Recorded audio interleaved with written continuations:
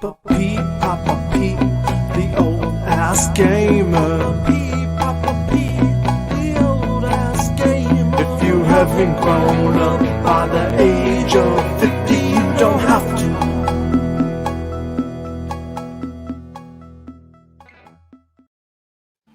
And here we are, guys. All right, I get right back. Take a look at my chat.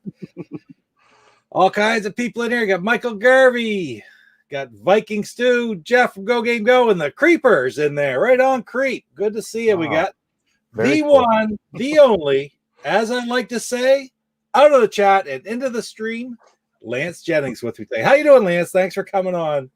Thanks for having me. This is looking forward to it. You know, it's kind of weird being on the other side of the screen. Yeah, really. Of course, I'm disorganized tonight. Jeff spoiled me last week. We had everything right organized for our wrestling show, and I'm on my own again this week. I don't have him to rely on when I can't do something. So, Jeff, get better. We're gonna be ready for next week, buddy. Yeah, get better. Yeah, right on. So Lance, we all know you, but we had never heard you before. Well, me 15 minutes ago, and these guys had probably never heard you before. So, tell us a bit about yourself, where you are, like roughly, and you know what your background is a little bit. Well, I live in the LA area, and background. I'm self-employed. I design websites for a living, but on the weekends, I'm the public relations director for the United States Auto Club, their Western office, and we cover sprint cars and midgets throughout the West Coast, California, Nevada, Arizona. It's more of the region area. That's pretty cool. I see Viking Stew say he's alive. He's alive. Yeah, there you go. He's alive. Yeah, it's a real person. It's not just a robot on the screen, right? Well, we knew he wasn't. You know what I'm saying? Yeah, it's cool. It's like, yeah, I had this idea that of all the people right now that is interacted with some of the most often, it's you. Yeah. And a lot of us, we just hadn't had the opportunity to not only meet you and talk to you, but to say our appreciation too, because the chats make a stream, right? The chat is what makes the stream. I think everybody here would say the exact same thing. Hey, who else is here? LJ, hi Pete, hi Lance, how you doing? Right on. Ignore my date on the screen because I typed in the wrong date. It's not March 2nd, it's March 9th. I'm living in the past. Yeah. We have Salvador in the house. Right, LJ, that's my sister. So I say, hi, Lori. Okay. It's all about this. Excellent. Well, thanks for joining us. That's awesome. Yeah, we both grew up within television, so this was great. Yeah, everybody's got a lot of respect and appreciation for Lance and all he brings to all of our streams. And we all wanted the opportunity to meet him and hear his story as well, because we all sort of get on here and sometimes we ramble on about the same things over and over again, right? But it's all it's strange, but it's like a camaraderie, wouldn't you say, Lance? Really?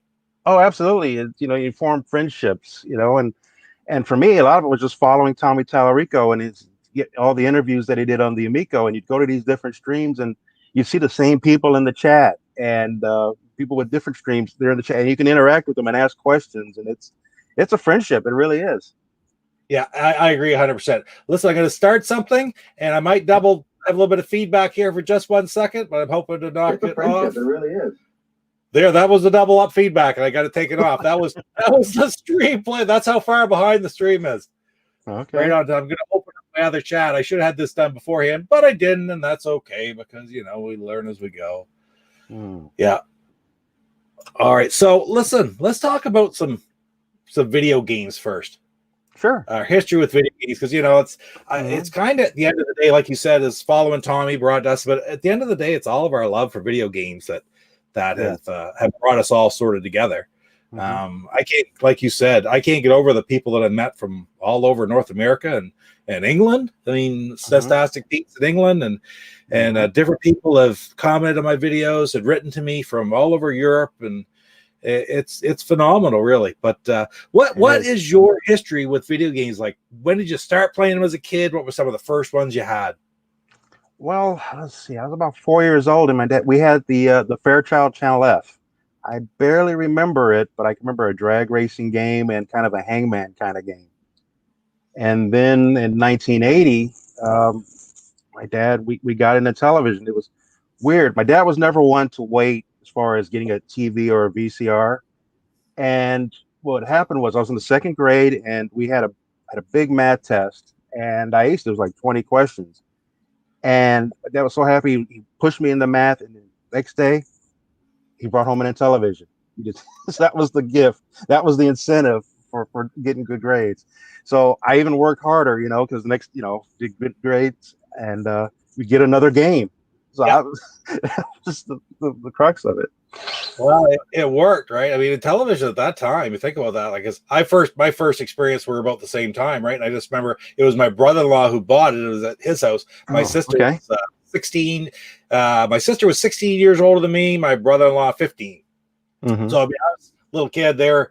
They had just I was 8 or 9. They were in the mid-20s, and he picked one up. So what were the first games that you remember playing on the Intellivision?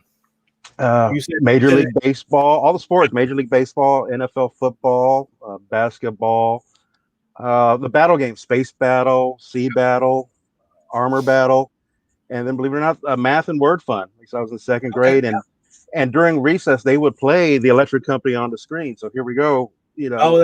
I've got the games at home, and I know Cyrus Martin gives math fun a bad rap, but it was great. Well, there was some sort of post on there. You probably saw it. I think it was on TJ's site there, the Amico Society. And he had the post of what game you most looking forward to, wanting to see it. I looked and it wasn't there, so I had to add it, right? Cyrus Martin's math. So, I think I'm the only vote so far, but that's the one I want to see. Oh, I got to add that too. Yeah, that was a great one. Oh, and also, who can forget poker and blackjack? The shifty-eyed dealer. I hated it when that guy smiled. My life would make it miserable. That's back in the day when, it was all right to teach an 8-year-old kid how to play poker because it wasn't looked down upon at that time, right? Yes, exactly. Yeah, nowadays you'd never get away with that, I suppose. No, you couldn't. Yeah. Oh, hold on. I got a comment here from Go Game Go I got to put up. Look at this. He still has them. Wow. Because we all ordered ours at the same time. I think was it Viking Steel Red Division? Yes. Yeah, mine's up there by the TV. I'm just starting the second season. Everybody shows up. They're talking WKRP. And it's much better than that season 1 that they had. I mean, the music's in there. That makes the show. I mean, it's great. My wife and I, Mama C, and I've seen her on we've been on Go Game Go together a few times. They're doing some different things. And we both love the show. And I bought the season 1 back when it first came out. And it was sort of like, something doesn't, when it got down to the point, and I've said this before, that they changed the friggin' doorbell for Jennifer's apartment. That's kind of crazy. So I'm looking forward to, we're going to crack this open when we get the chance. We're going to binge as much as we can. We're going to work our way through that all 4 seasons because we both love the show. Oh, it's a great time. Yeah. Enjoy it. So, okay. Some of those games, now later on, did you keep playing how long did you play the Intellivision when you were a kid? Like you said, you got it when you were about what, 7 or 8, you said? I was 6 and probably still about 12 or 13. I want to say about in 86, 87, we got the Commodore Amiga, but even then we still played Intellivision. Yeah. You couldn't, I didn't know about Mattel Electronics going bankrupt, but you would still find an occasional game. But we probably had about 50 games or so up to Televoice. Yeah. Thing is, I live about a mile from our local mall, so it had a Sears in there, and I didn't know Sears had their own brand of Intellivision. It had a JCPenney, and the JCPenney had a big Intellivision display right in the middle of their video game section. And then there was a little shop called Toy World, and that's where we got our Intellivision games. And Toy World eventually became KB Toys. And KB would occasionally have the sales of Intellivision games. And I remember going there, and then the box had changed. They went from the booklet type games to where you had to open them from the top or bottom and be real careful, not to tear up the box. Yeah. Yeah, we still would. It was fun, And did you have any of the later ones? Back The INTV ones, the ones that are real hard to come by now, like the very last ones. No, by then we had totally lost connection Yeah. with Intellivision. We did have a Toys R Us that had Nintendo, but there was no Intellivision there. Okay. So Intellivision was gone probably around 85, 86 or so. Okay. Around 86, our original Intellivision just died on us. And my Okay. dad had got the System 3. Yes. And we played that for years. In fact, it still works. My sister has it with a lot of our original games. Oh wow, really? That'd be LJ? LJ, yes. Right on. Still with the original ones too. Like that's great, eh? They still work. They still work. My original one, his original one, he passed away 6-7 years ago. But 10 years before that, they had given me the original Intellivision and all the old games for Christmas because my sister was going to put it in the yard sale sometime, and I would have been upset. Yeah. So I said, "Don't you dare ever sell that in the yard sale. Like I'll buy it or I'll get it from you." And then the next thing I knew, it was wrapped up under my Christmas tree. So and my wife said, "Oh, great, another box of useless shit in the house." But it's gotten worse then, so Yeah. Right on. Well, about 10 years ago, I remember watching The Big Bang Theory, and Sheldon had talked about like a vintage video game night. And that's when I got the idea to buy a television for my sister has the original Intellivision, the System 3. So I went and bought a collection off of eBay and started picking up some games that I'd have for myself. And then we also started getting the Nintendo clones, the 2-in-1s that had the Nintendo and Super Nintendo combined. And then they had another one that had those plus the Sega Genesis. So the plan was to start doing the vintage video game nights, and never quite got around it. But I'm adding up a collection on my side and picking up more, for my sister to play. I think the last one I got for her was actually Defender of the Crown, that great homebrew. I got a copy for me and one for her. That one right there? Yes. Well, that game was huge on the Commodore Amiga for us. And when I saw, I think it was your show and you had one, I was like, oh, I got to find it. They are still available if anybody's looking for a great game. I mean, the work that went into that, I know Mike Mullis was talking about it one day. We were talking about this on the AAA, whatever like that. I think we were talking about maybe getting the homebrews onto the Amico, right? And talk about games like this because this was in the works for years and it stalled out for some reason. Then they finally just finished it. I think it was just last year or the year before. Maybe it was 2019, the very end. Sound about right? But anyway, kind of neat, but a lot of work. As much work goes into some of these games that ever went into the originals, frankly. Yeah, some of these homebrews. And it's amazing they can do it because it has much more space. I mean, you listen to the Televisionaries podcast and all the work the Blue Sky Rangers and these guys had to do for 4K. Yeah, it's amazing the job they did because I mean, like sound effects aren't even, bigger than 4K nowadays. No, that's right. I mean, yeah.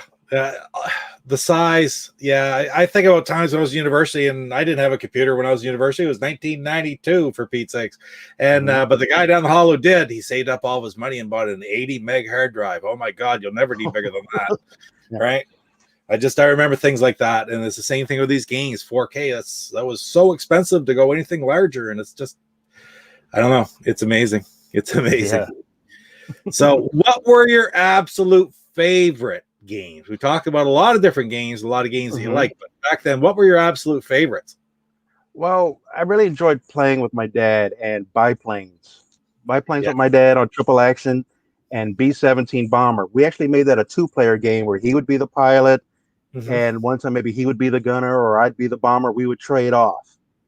And my dad was a pilot for a living, so it was just great to spend that time with him and play those games. And then with my sister, was 5 years younger than me, our game together was Snafu. Yeah. And just going around and beating each other up in that game. Wow. Yeah.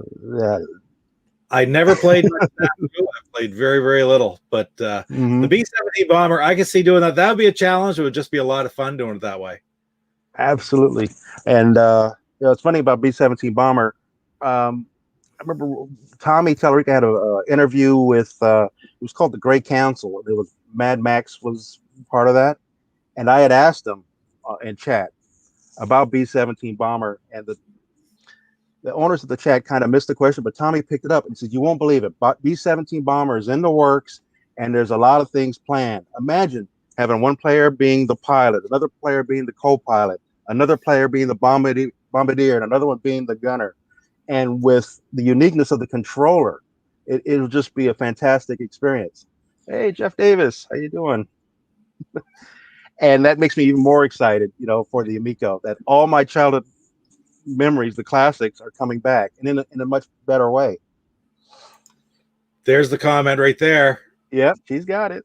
Still got it. Still playing it. About 60 of the OG games. That's beautiful. So glad to hear that, LJ. That's incredible. Yeah, she's got the original one, and then I want to say September, I got her the Ultimate in Television flashback.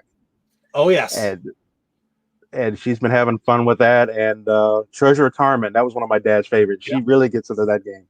No, I have one of those. I love it. I got it kind of originally so I could record and do videos and stuff with it, right? Because you can record so much easier with it than you can the original system, right? Quality wise too. Yeah.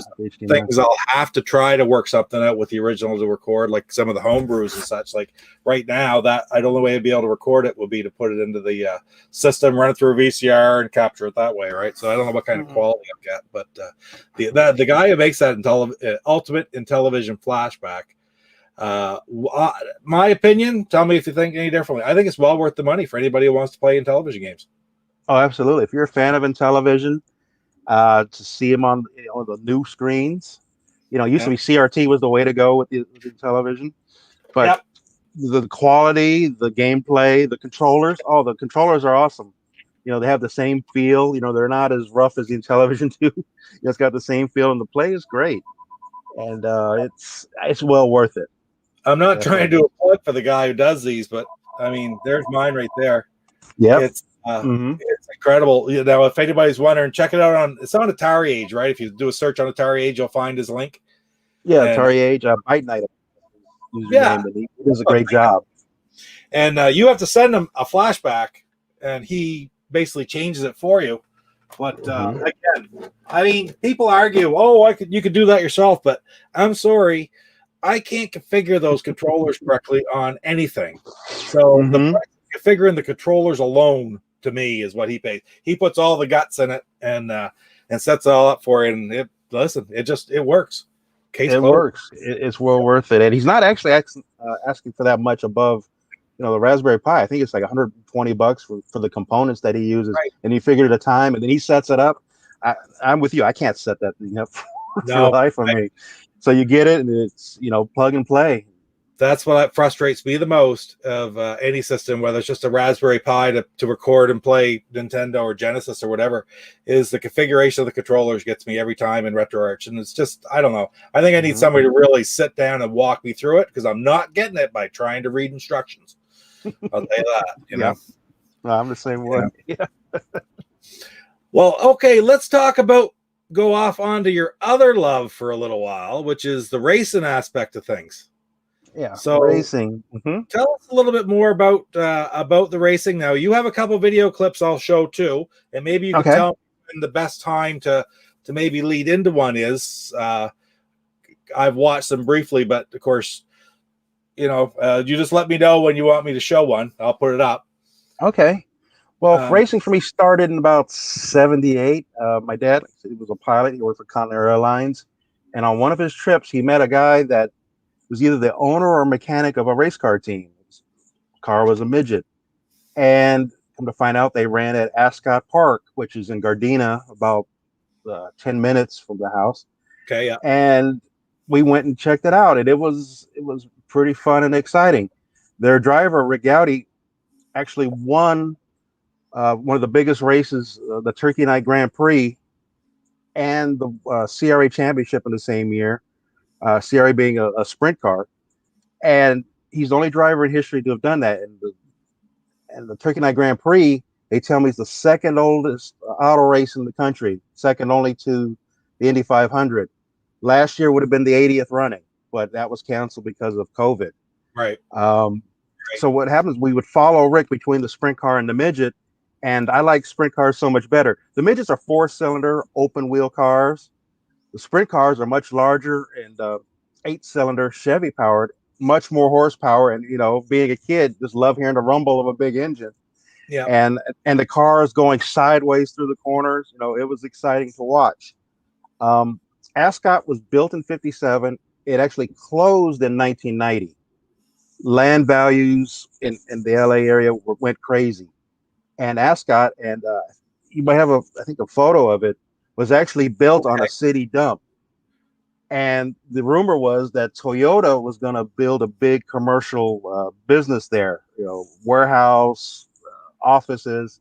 You come to find out they couldn't build on it because it was a dump. The land was unstable, and that was a death blow to racing, because that was an important racetrack. I mean, guys like Parnelli Jones, AJ Foyt, they all won races there. Mario Andretti made several appearances there in the '60s. Jeff Gordon got his start. Yeah, there's a track there. It's a half-mile dirt track, and in the center of it's a quarter-mile dirt track, but you see a figure 8 in the center there? Right in here, yep. Yeah, well, what happened is during the figure 8s, that little building there you see is the snack bar. So when the cars would approach the corner, it would be a blind corner. They wouldn't see the oncoming cars until they got past the snack bar. Oh, brother. They also would have motorcycle races there. And Evel Knievel, made one of his biggest jumps in the late '60s at Ascot Park. It was promoted by J.C. Agajanian, who owned cars, Indy cars for a long time. Yeah. In that picture, you'll also see behind turns 3 and 4 is a radio control race car track. My sister and I ran, right there. My sister and I raced RC cars there from about 1987 to 1990. Oh, cool. You'll also see a go-kart track if you come down a little bit. No, above. A go-kart. It's kind of grayish. Oh, right here. Yeah, there was a go-kart track there. Just below that, it's a BMX track. Here. And to the left, it's a speedway motorcycle track. Now, if you're not familiar with speedway motorcycles, they're high-performance motorcycles, but without brakes. So the driver would have to lean and really kick the rear of the car to go through the corner. What do you need those for? Yeah, you don't. So every day something was going on at Ascot. That's amazing. That's quite a. I still can't get over the figure 8. I can remember a couple of. I'll sort of lead you astray a little bit, but that's right. Talk about not having enough crashes in NASCAR for it to appease the fans, and Tony Stewart making the comment, "Yeah, well, maybe they just should start making us race on figure 8s." I didn't know they really existed. Mm-hmm. And the thing that was neat about that track, it was in LA County, but it was where 3 major freeways met. The Harbor 405, the 110, and the 91. They all intersected there. Wow. And you said that this met its demise because of the incredible cost of real estate going up down there, so they sold it off for other purposes, right? Yeah. Like I said, Toyota was rumored to build an office building there. Like I said, it was on a city dump, so the land was unstable. And a mile from that location, Nissan had a big corporate office. And that land sat vacant for a while. Nowadays, they put an 8-foot wall around it, and it's for insurance auto auction. When a car gets in a wreck and they have to salvage it, that's what it's there now. It's just wrecks, and it's heartbreaking for a race fan, to drive by that. CM Retro says we got some echo in there. I don't know who's. Do we have some echo, guys? If too much of it, Lance is echoing right now. They said Jeff here's some echo as well, and then CM says this. So if you might have some sound coming through that's echoing, Lance. Okay, I got the headphones going. Let's see.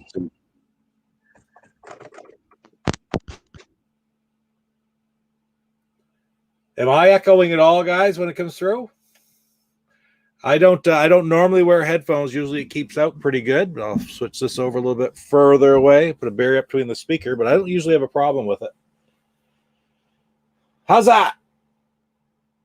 All right, well, we'll just keep going. They'll let us know if it's better, worse, or anything else. But you can also see Chris there needs. Can you still hear me, Lance? Nope, I lost you. Can't hear you.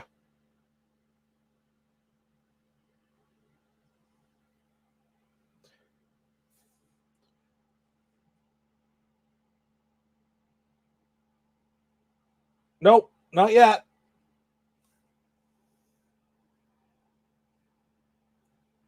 No Pete Echo. He must have 2 mics on. Can't hear Lance at all. Nope. Still can't hear you, Lance. No, we'll get no mic whatsoever.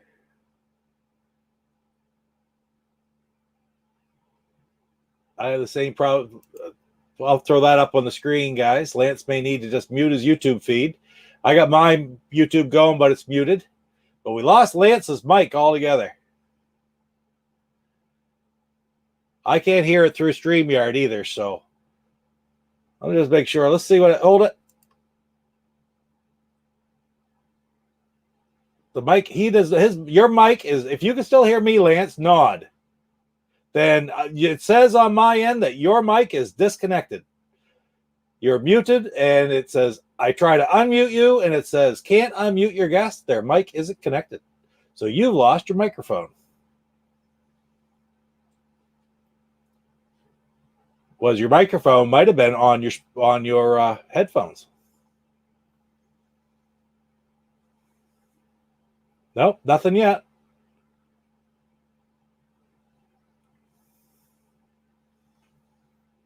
Take your time. There's no hurry whatsoever. We'll figure it out.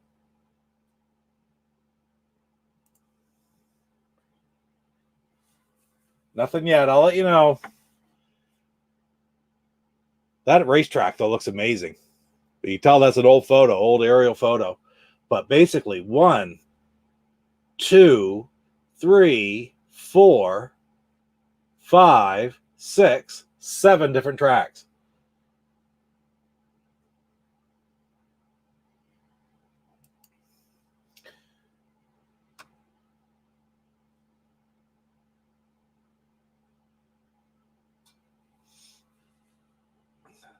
Lance, I think I'm going to pop you out. You go on out, maybe do a reboot, make sure your mics are hooked back up, and then come on back in and I'll watch for you. I'll hold down the fort till you get back. I'm going to play a couple of videos that you showed while you're gone. All right. I'll hear the ping when you get back. All right, so Lance also share with you a couple of videos I'm going to show you. They aren't too awfully long. He'll probably be back in less than 5 minutes. See if I can get this up and running.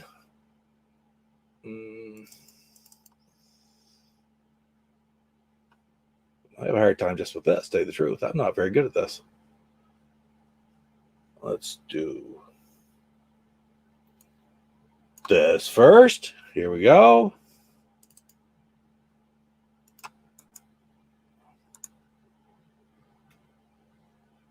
We'll go here. And I will share it again. And this is a video of Lance in one of the simulators. So I think the sound's going to come through as well. Yeah, we have a full-size sprint car simulator. The idea is to give fans a chance to see a full-size car, but also kids get a chance to go and play and get the feel of a race car. It's pretty simple. The platform is based off a PlayStation game. We have a gas pedal, that looks like a lot of fun to me. And steering wheel, and pretty much hang on and hold on. You go for it. The video game is actually it's a PlayStation game, World of Outlaws game, the wing racers. That's pretty cool. It gives the full idea of a race car, how it works, how it goes through the corners, the acceleration. You got everything here except the motion. You know, when you crash into walls, it doesn't hurt. You don't destroy any equipment, and you walk away okay. We are with the USAC Series Sprint Car Series. We run out of Arizona Speedway, and we're out here to promote a show. Jeff, the promoter here, was kind enough to let us have a display, and we're thankful for the opportunity. And that's it for that one. That's pretty cool. That's Lance. He's, of course, the PR rep for the Western Division of United States Auto Racing, which is a national core group. I mean, it's based out of just Indianapolis, Indiana, just not too far away from the Indianapolis Motor Speedway, which we all heard of with the Indy 500. And, of course, they have the Indy race in NASCAR now every year. I'm going to try to make this one smaller and take a look at the other video that he shared with us. I'll pop it out first while I do it. And let's see. We'll get her. We'll get her. All right, and this is a video of Paris Auto Speedway. There we go, Paris Auto Speedway. It's trying to control something that's unpredictable for 30 laps at a time. Can you imagine?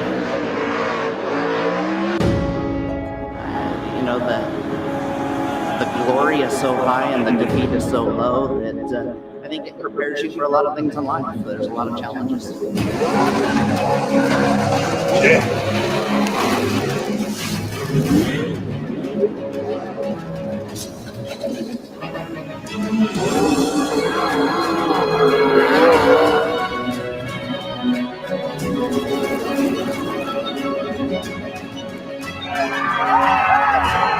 I think Lance is back. You're back. Sounds good. I can hear you. Oh, great. I don't know what happened. This is awesome. This video is awesome, Lance.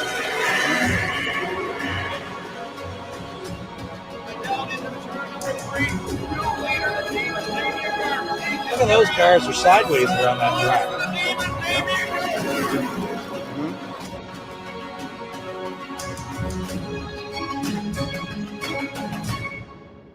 Wow. There you go. Too cool. And you're back. Yes, back from the dead. I don't know what happened. There's one from LJ. The simulator's a lot of fun. Lance pretty much built one with one of the teams to give a great opportunity to help fans get a little taste of what it's like. Great way to use tech. So you actually put that together? That simulator or actually, what?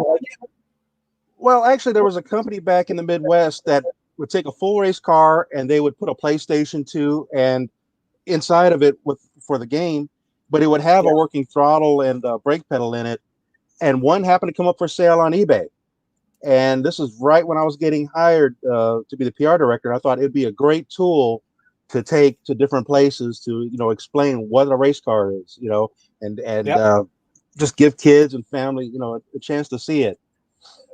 So you give a kid or anybody, frankly, because we like video games too. I'll give them a thing and try it. You give a person an experience like that, you're going to create a fan, and that's the goal, right? That's the goal, exactly. And it's free. I didn't charge anybody for it, and just to see the smile, they've been in a full size race car. Now the video showed at Paris Auto Speedway. It's the United States Auto Club, but it's the CRA Sprint Car division. Those cars. 410 cubic inch engines, aluminum block, over 900 horsepower. The cars weigh about 1,200 pounds. The best way I can describe it, if you've ever seen the movie Cars, the first one, where the Paul Newman character goes and tells Lightning McQueen how to run on dirt, you turn left by turning right. Right. Cars are entering at a full drift, and imagine a main event with 22 of those cars inches apart from one another, open wheel, it's not fenders. And they fly when they fly. They fly. Yes, and Paris Auto Speedway is a half-mile track. The cars are probably doing about 110 miles an hour into the corners. Wow. A full lap, I think the track record is like 15.8 seconds. Unreal. Mm-hmm. So, okay. I always said, George Carlin put it this way many, many moons ago, and auto racing is not a sport because it's just a way to see a car crash, because where the hell else are you going to see a 23-car pilot not in the goddamn thing, right? That happens. It does happen. Yeah. Oh, my God. It's just the Carlin lines that you never forget, right? But sure. I like racing. Okay, I'm going to tell you, I got into it about 10 years ago now, and I haven't the last 2 years, especially with COVID. And then the year before, I just didn't get down for whatever reason. But for several years in a row, we were going down and watching the NASCAR races in New Hampshire. Mm-hmm. And there's just nothing quite like it to see when the cars are going. I've never driven a car. I have a friend who did it as a hobby around here in small racetracks. Good friend. I used to go watch him some. But there's nothing like seeing the power of those cars when they take off all at once and go. At the sprint at the NASCAR Cup level or at that level, it's the same type of experience. Like this dirt tracks are just incredible, aren't they? You have to watch them in person. It's like hockey. You don't fully appreciate it until you see it in person. Yes. Now, on the big sprint cup level, you what 2-mile tracks. So there's big, long, and distance, right? About the dirt tracks I'm talking about are anywhere from a quarter mile to a half mile. So everything is right in front of you. And in fact, one of my home tracks, you saw Paris there, that's a half mile. There's Ventura, which is a 5th mile, and it's right across the street from the Pacific Ocean. And that one, everything is really in front of you there. But what's going on, the sensation in the crowd, all you can hear is the roar. I mean, everybody, now we got to the point, where we have the headphones on, we're listening to the radio, we have the mics, we can talk to each other, because otherwise you can't do it, right? And but again, I guess I got to say it. You said it perfectly. You can't appreciate it till you go watch it live. Yeah, exactly. And if you like horsepower, like I said, with those cars, 900 plus horsepower, and there's no transmission, there's no gears to shift. Okay, it's just the car is either in gear or not. There's a drive line that goes between the driver's legs into a quick change rear end where the mechanics can change a gear ratio. And there's no starter; they have to be push started. I mean, it's real primitive, brute horsepower kind of racing. That's friggin' awesome. That's awesome. So I know it's so different as well. Watching the little bit that I've watched is watching Eldora the last few years. Eldora, yes. 5 years now, Eldora, they've had the truck races on dirt. And those have been pretty incredible. Tony Stewart's track, right? I'm not a Tony Stewart fan. I've said his name about 4 times now. I'll probably say one more time later too, but I'm not a big Tony Stewart fan. But at the end of the day, he's huge in American racing, and he owns that track. Brought the trucks there, and they're entertaining to watch because you never see anything like it. Like you watch them on Las Vegas last weekend, and they're going like 200 miles an hour on an oval on asphalt, and occasionally they lose. But even on Eldora, those things are going around the corner sideways. And they're skipping. Like there was one course race there. They said that Kyle Larson hit the wall 70 some times that race because he would go full out against the wall. But the trucks are designed. That's the way it's designed for running on that particular race. Bounce the back end off the wall and just keep going. Mm-hmm. Yeah. And it's funny you mentioned Kyle Larson. He came up through the sprint car ranks, and he actually won what's called the 4 Crown. He won that race in 3 different divisions. And that was incredible. The sprint cars, the midget cars, and the Silver Crown. And he's just an amazing talent. And Christopher Bell, him and Larson have had a rivalry in the open wheel ranks, and they're going to carry that right up to the NASCAR division. It's so much in their blood, though. Kyle Larson has never given up the sprint cars, has he? He still does it all the time. And he's now, I mean, he had his issues there. He was gone most of last year, but he's back now. He won last week. He's back. He's for Richard Childress, not Childress, Hendrick. Oh my God, huh? Yeah, Hendrick Motorsports. Yeah, he won in his 5th race, whatever. But it's the quickest driver for Hendrick ever to win a race. I mean, that's pretty good, really. In fact, last year during COVID, he couldn't run NASCAR for a while. He came back to the open wheel ranks and won 47 races, I think, last year. Which is amazing. That's what he did after that. So you would see that. I don't see that nationally. Watching on a national level, I don't see that. So he won 47 races last year after going back down. 47 in different cars from coast to coast, from California all the way back to Pennsylvania. Wing sprint cars, regular sprint cars. He's won in dirt late models. I mean, it's just a supreme talent, just like Tony Stewart. Yeah, very talented racers. I'm going to get the pictures going. I showed. Okay, I got to figure this out. The videos. So now let's look at some of the pictures that you sent me. Okay. Oh, let's see. We'll get her straightened out here, and then I'll share it. Look at that. Jeff's on there. Doesn't know anything about auto racing, but your passion for racing is getting him interested. Yeah. I can remember, because here it's hockey, okay, and softball. I played baseball and softball and hockey my whole life, okay?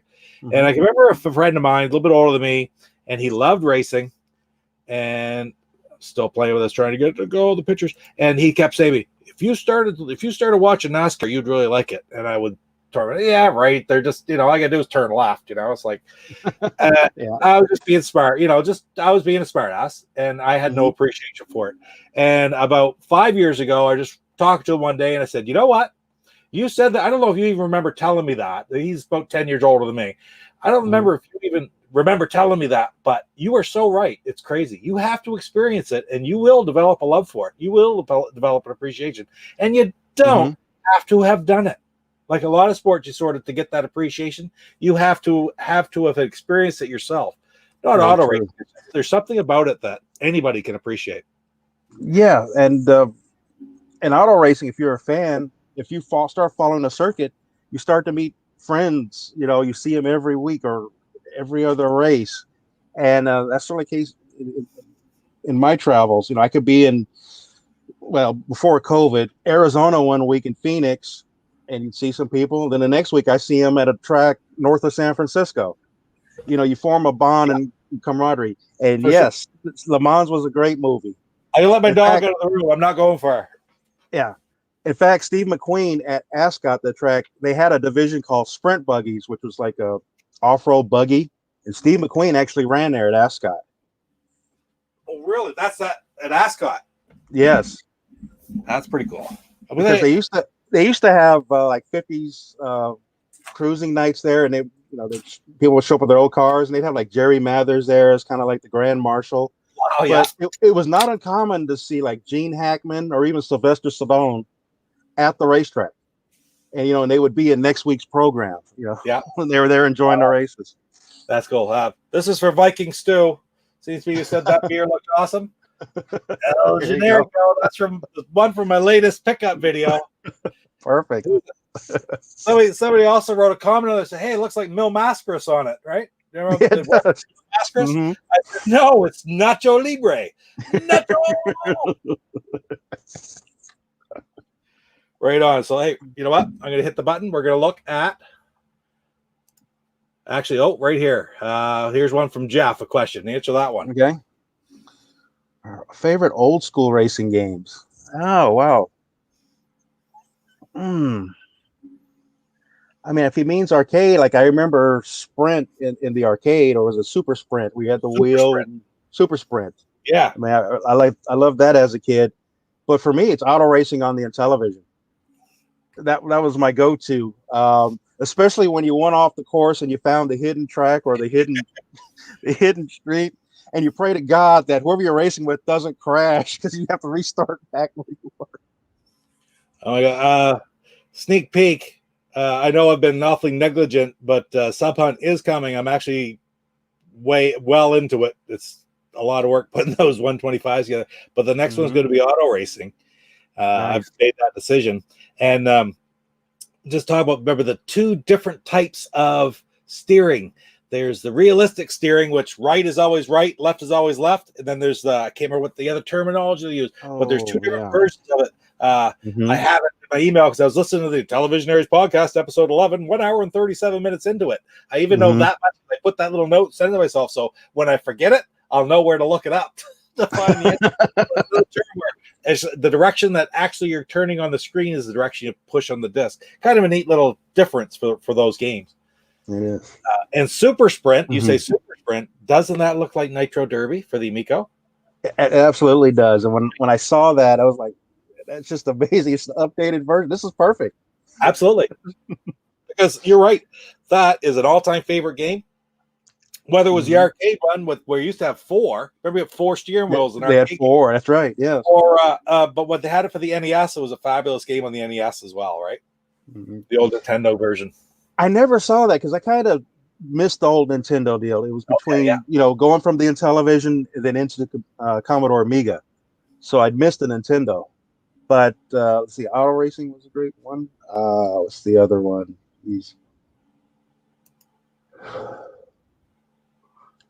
And then I go right to the PlayStation game, that World of Outlaws game I liked.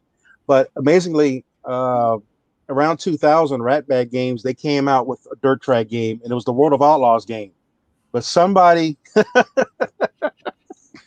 You didn't actually take that on her when she crashed, did you? Oh, yes. She would hold the brake because we're trying to find the hidden track or the hidden road.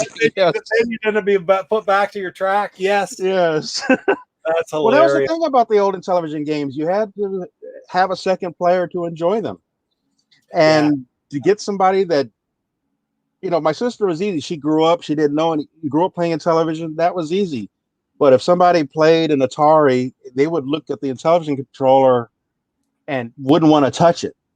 So you really had to find somebody you could teach and play the game with, to have fun with it.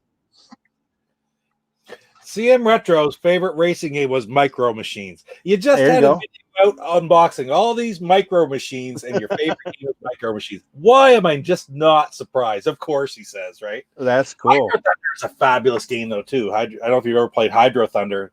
Dreamcast version. Isn't that the Dreamcast version is one of the better ones? I'm not positive on that. But anyway. Is there anything like it was a Jet Moto on the original PlayStation? Something like that. Yeah, it was Okay. Hydro Thunder was a boat racing game. Yeah. Okay. I don't know why I think it was Dreamcast. It may not have been, but now. All right, let's look at some pictures. Okay. Good point. All right, so who's this guy? What are you in there? Yeah, that's me in a sprint car about many years ago and many pounds ago. What happened was I'd mentioned Ventura Raceway. There's a guy there, a racer called Corey Cruzman, and he has a sprint car and driving school there. And my Christmas gift was to take a few laps in a sprint car. And with Corey, you could rent the car, and if you kept taking the take the beginning course, the intermediate, you could actually rent his cars on race day. Okay, yeah. So that's me. I had just stopped, took the helmet off, and I believe my mom took that picture, and I had just grinning ear to ear, and that was a great memory. Yeah, for sure. That's your profile picture. Yes. Yeah, right on. Okay, why will this not change? Why can I not change the picture? I moved around the screen. Oh, I know why. Because I'll have to do this first. There we go. Okay, back to the Ascot Yeah. Park. What do they call it? Ascot Raceway? It was originally called LA Speedway, and then it became Ascot Park. Some people would call it Ascot Speedway or Raceway, but it was just Ascot Park. Right on. And like I said, it closed in 90. And when it closed, I completely lost track with racing until 10 years later. Okay, yeah. This is a shot of a driver named Shayna Sylvia. I think she was 20 years old. And she's actually in the turn right there. Turn 3. This was I took this shot. This is at Hanford's Keller Auto Speedway, and she's in a qualifying run. So she's actually going through the corners, and she's on the gas. So she's sliding to her right and doing a wheelie at the same time. Wow.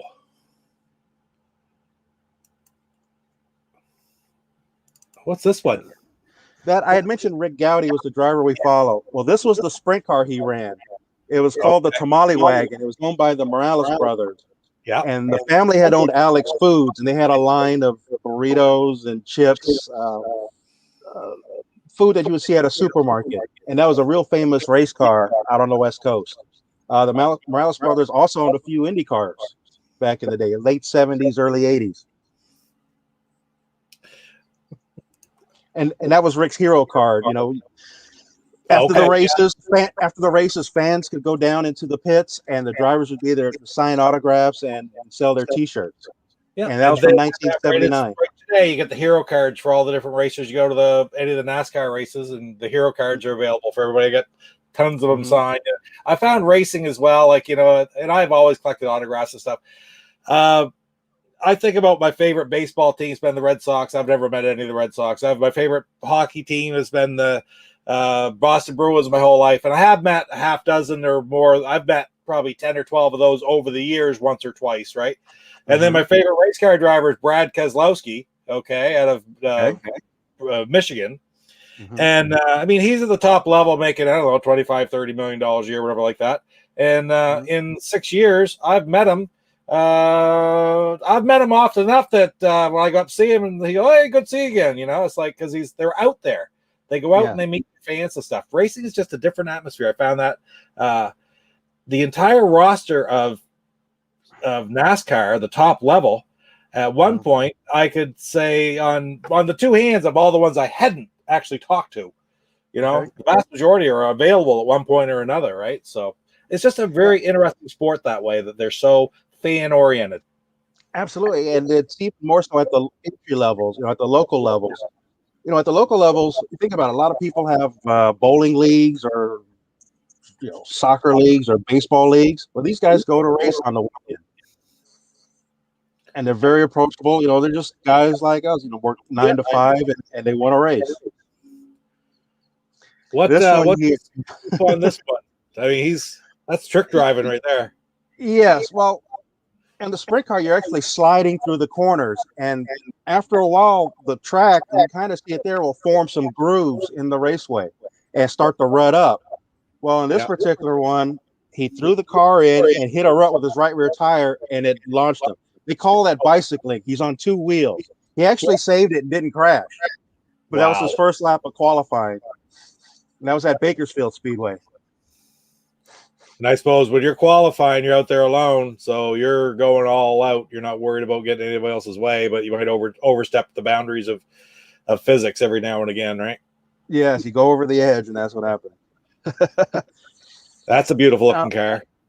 Yeah, this is Tristan Gardino. I work for different groups. Now, this is at Santa Maria Raceway. This is called a 360 sprint car. Mechanically, it's the same thing except a smaller engine. Iron block, 360 cubic inches, and over 700 horsepower. Okay. Now, you can see he's actually entering the corner there. This is entering the turn 3. But if you look at the right rear tire, you see some haze. The air was cool that day, and that's heat coming off the tires, meeting the cool air, and it forms a haze. Yeah. And I was lucky to catch that shot. It was just that's something perfect stance. Yeah. And I didn't realize till you've been telling me that these are all photos that you have taken as part of the promotions, right? Yes, exactly. I didn't even really clue into that. Okay, tell us about this one because I don't look. Do I have it upside down? Nope, you have it right. Now this is a midget car, a 4-cylinder car, basically the same, but half the size of a sprint car. And the same kind of deal. This is actually happened in turn 4 where the driver caught a rut and it launched him. And I just happened to catch a shot where he was completely inverted. The car came down on all 4s but was damaged. And that was Michael Facento. An interesting thing, he won the championship that year. Really? Yeah. Do they have Hans devices and such in those cars now? Yes, they do. They have Hans, or it's more of a neck restraint. The Hans is more for NASCAR, but the theory is the same. The whole idea is when the car flips, your body will naturally stretch. So you don't want because your neck will actually stretch. So you don't want to hit any of the roll bars or the steel cage around you. So it's all to keep you safe and intact. Yeah. I mean, every time I see some of these crashes I see nowadays, and I didn't follow it closely, but I just happened to be watching the Daytona 500 in 2001. And I can still remember seeing that crash at the end and thinking, oh, that's not really that bad of a crash. And I dare say that anybody who looked at a film full of NASCAR crashes, that wouldn't rank up high except for in the results of it. And you know exactly what I'm talking about, right? Yeah. And then you see so many crashes since just in the 10 years I've been following that have been like, oh my God, right down to the Ryan Newman one is by far and away the worst. And last year, 500. But even the one in this year, that I didn't know that I'd ever been, of course, just my favorite driver, but more jolted than I was with that crash the last lap of the Daytona 500 this year. Because I thought that was terrible. I really thought, okay, I hope he's okay because it doesn't look like it. Almost as bad as Newman last year, to a degree. And he was fine. He wasn't fine. He walked away, but he was obviously very shaken up. But for those of you who don't know, I'm talking about Brian Newman crashed going across the finish line of last year. And it came so bad that they brought curtains out onto the track. So the crowd couldn't see them trying to extract him out of the car, which took about 20 minutes. And he walked from the hospital 3 days later, miraculously. It was incredible. And then this year there was a crash the last lap of the Daytona 500 on the backstretch when one driver tried to block another, and they basically came together and at 200 miles an hour went out like a wishbone, and Keselowski was straight off into the outside wall and got hit from the side, and it was a massive fireball, and it didn't look good. But he walked out. He was out of the car shortly thereafter and walked himself out of the care center and was I'll say fine, but very obviously shaken. It's shaken. His family watching at home were like distraught for a few minutes. So that all sort of figured out. Anyway, that's what we're talking about. And the Hans device is the device that they created to go around it's kind of simplistically put, it protects the neck and head from whiplash and such when they crash. And it's been a miracle saver because since it has been invented, NASCAR, knock on wood, hasn't lost a driver, and it was invented after Dale Earnhardt Jr. was killed. So Dale Earnhardt Sr. Dale Earnhardt Sr. was killed in 2001. So anyway, sorry, I digress a little bit, but I just sort of that's okay. We get talking about some stuff that we knew about, but don't know if it was out there for everybody to really understand it. Am I more right in my statements? No, you're absolutely right. Yeah. Unfortunately, for safety, it has to come after a bad crash. Same with airplanes. It's just it's a part of the sport. There is a danger element to it. Yeah. And it's funny you mentioned Ryan Newman. He came out of the open wheel cars in the Midwest, Indiana. Okay, yeah. Now he always in New Hampshire would race the modified race on Saturday. Every once in a while. I think he just did a few every year. That was one that he happened to do every year, right? Yes. Very interesting. Okay, what do we got now? That old timer there, Continental Airlines. There you go. So, yeah, that's the car that the gentleman owned that my dad met, and the car owner's name is Stan Lee.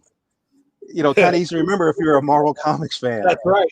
Not the Stan Lee. Not the Stan Lee, but that's a midget, and that's actually powered by a Volkswagen. If you've ever had a Volkswagen Bug, it's just a souped up version of it. And that's what they ran in the late 70s before switching to more specialized engines. But that's it. That was Rick Gowdy. What year is that about, Lance? Right around. That's probably 76. Okay, yeah. Just such a different style, eh? Yeah. Right. I don't know what it is, but that STP sticker on it really sort of. I think it still exists. Everybody knows the STP sticker, but. Maybe you got to be our age to know that. I don't know, but all right. So what's this one? This one, the Demon Damian Gardner. He's an 8-time champion with the CRA group. Yeah, and he's actually going through a corner, and he's wheeling. There's so much horsepower, and his car's got so much traction that the car is actually wheeling on him. Wow. And this week, my season starts this week. He'll be racing this week in Bakersfield. He's going for his night championship, which is unprecedented on the West Coast. Something else. I think we got one or two more. Okay, always good to see one where a guy is perfectly pointed straight up in the air, like ready for launch. Yeah, that's Joel Rayborn in turn 3. He actually turn 2. He actually went in too hot, too fast. He was a rookie. And you'll learn from your mistakes. He actually walked away okay, but it was actually a 3 or 4 flips he did, and I have to catch that one as he's above the crash wall. Well, we saw some of the that's the mound, like the way the dirt is, you mean? Yeah. We watched some of in the video there. They went for some good end over ends. Yeah, this is the Cadillac Cody Williams. He's a 2nd generation driver. Same thing like Gardner shot. He's coming out of turn 2, going down the back straightaway, and just so much traction that the car's pulling a wheelie on him. I mean, that engine's the majority of the weight, is it not? Exactly. That's it. It's basically a chromoly steel frame. Engine's bolted in it. The seat's bolted directly to the frame. And the tail tank, there's some weight there with fuel. I mean, those tail tanks are probably a 28-gallon tail tank, but the bulk of the weight is in the engine. Yes, sir. It's just lifting that like nothing. That's a pretty car there too. Herrera, yeah, that's a Santa Maria. Like I said, he's actually in a turn, no problem. He's turning right to turn left. It almost looked like he's parked, but no, he's sliding by me there, probably 80 miles an hour. Wow. Amazing photos too, Lance. They're just something else. Well, I get lucky every once in a while taking those photos. This is a midget, Ronnie Gardner, a 5-time champion. He's actually going through the corner, and like I said, he's just starting to get some traction. He's doing that wheelie. Yeah. And that's a 4-cylinder, and it's, believe it or not, based off a Pinto engine. That's an Esslinger he had in there. And that 4-cylinder engine, probably about 400 horsepower in that car. Well, that's something else. That's so neat. Thank you for sharing that. I don't think there's anything at all like that around here. I think we're just a little bit too northerly or something up here. We don't have a long enough season, maybe, but I don't know where the nearest track like this would be. I don't think even in Oxford, Maine is pretty big. Unity, Maine are pretty big, but I don't believe they have sprint dirt track like this. I'm not sure. Wow. Thanks for sharing. That's really interesting.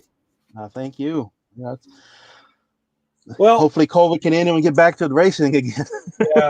What's your season look like with COVID right now? Like you said you're starting up next week, but are you having fans, full fans, part fans? What's the scoop?